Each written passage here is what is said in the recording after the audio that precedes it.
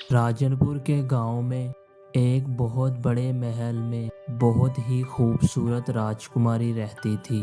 राजकुमारी बहुत ही खुदगर्ज और मतलबी थी।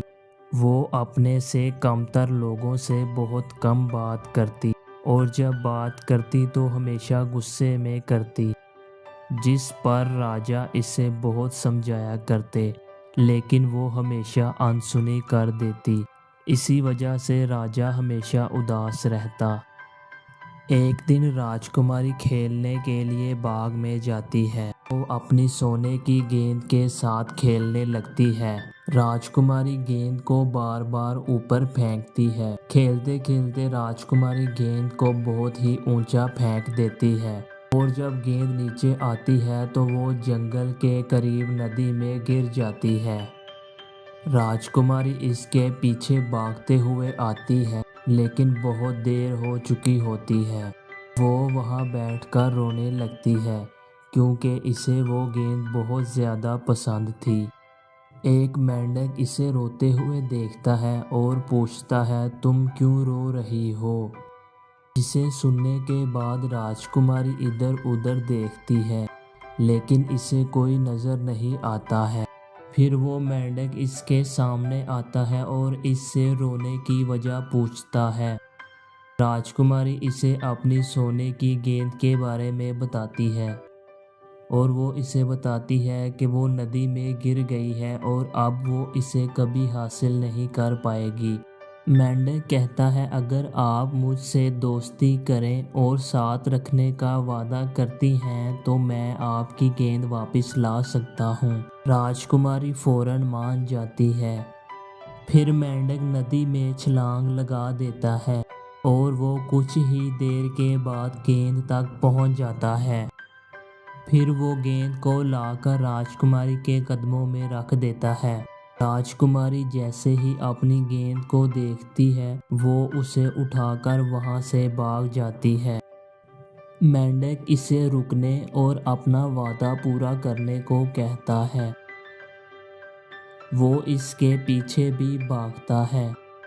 राजकुमारी बहुत तेज भागती है और वो घर वापस आ जाती है क्योंकि इसे भूख भी लगी हुई थी और वो अपने वालिद के साथ मिलकर खाना खाने लगती है। जब वो लोग खाना खा रहे होते हैं तो कुछ ही देर के बाद वही मेंढक वहां आ जाता है और वो उछलता कूदता हुआ खाने के टेबल पर आ जाता है, जिस पर राजकुमारी बहुत गुस्सा होती है और इसे बुरा भला कहने लगती है।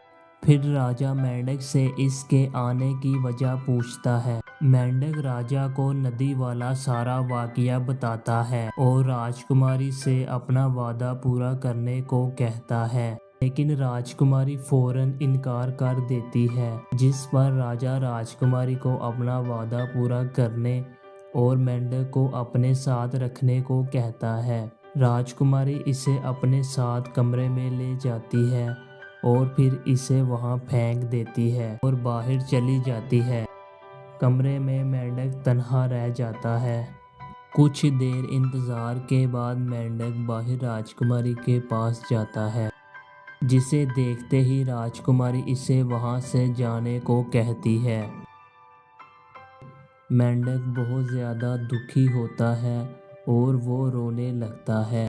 मेंढक के आंसू देखकर राजकुमारी का दिल भी मोम हो जाता है और वो इसके पास आकर बैठ जाती है और बातें करने लगती है। बातें करते करते इनमें दोस्ती हो जाती है। राजकुमारी मेंढक को किस करने लगती है। जब किस करती है तो वहाँ बहुत तेज रोशनी पैदा होती है।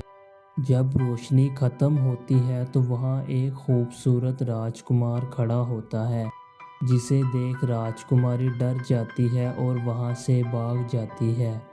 राजकुमार इसके पीछे भागता है और इसे एक दफ़ा बात सुनने को कहता है।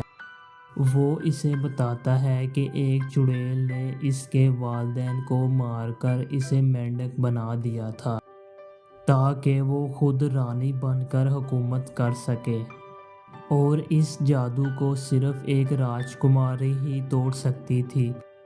राजकुमारी मान जाती है क्योंकि वो बचपन ही से तन्हा थी और इसका कोई दोस्त भी ना था और अब इसे एक दोस्त मिल गया था। अगले दिन राजकुमार राजा से इसकी बेटी का हाथ मांगता है। राजा भी इन दोनों की शादी के लिए मान जाता है और उसी नदी के करीब इन दोनों की शादी हो जाती है और वो एक अच्छी ज़िंदगी गुजारने लगते हैं।